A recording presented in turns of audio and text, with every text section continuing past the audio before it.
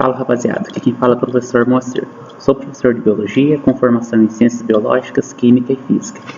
E hoje vou comentar com vocês aí sobre as diferenças que vão existir aí entre a dengue, a febre chikungunya e por último o Zika, certo?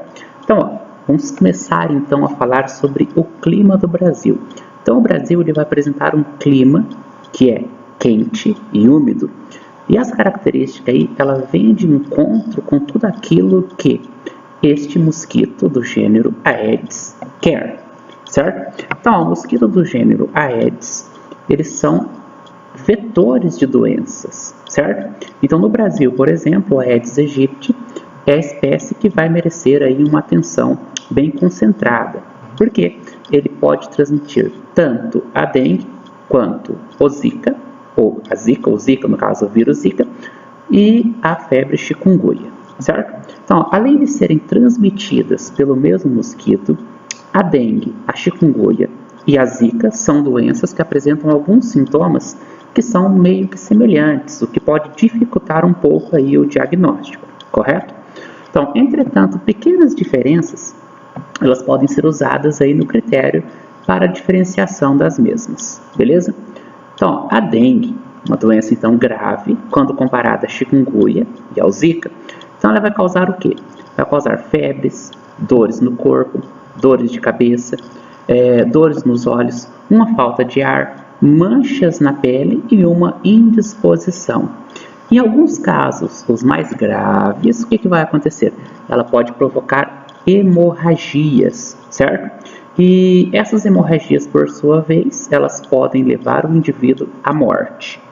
Já no caso, a chikungunya, ela é uma doença também grave, certo? E ela vai causar o que no indivíduo? Vai causar lá febres e dor no corpo.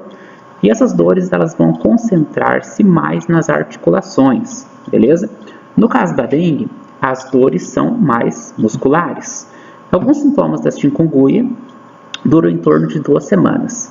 Nesse caso, as dores articulares elas podem permanecer vários meses. Pode existir também casos de morte, o que é, no caso, ainda um tanto raro, certo?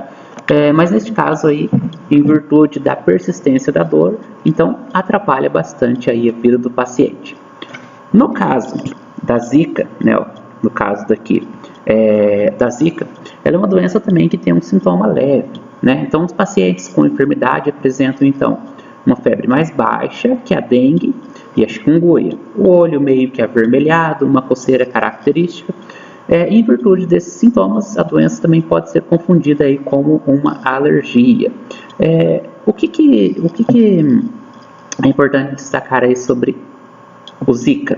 Neste caso aqui, a importância maior se dá digamos que a falta ainda de estudos que vão comprovar que o vírus está relacionado diretamente com os casos de microcefalia, né? Porque assim, acredita-se que as crianças possam nascer com microcefalia caso a mãe tenha sido contaminada com o vírus da Zika, mas ainda as pesquisas não conseguiram comprovar ainda de forma 100% que realmente é isso que ocorre. Então, as pesquisas estão ainda em andamento.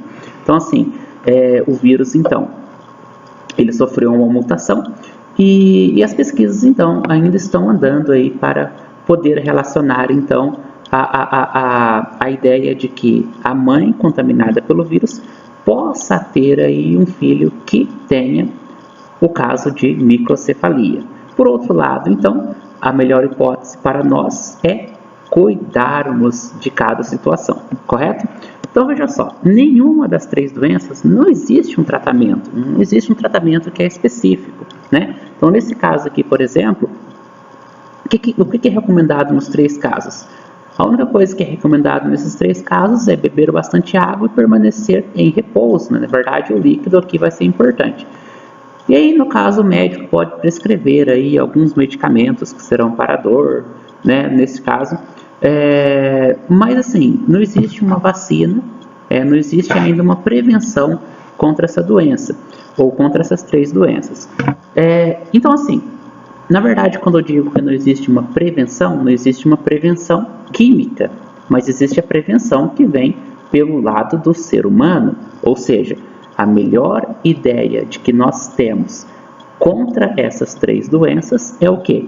Evitar que este mosquito encontre um criadouro ideal para continuar o seu ciclo.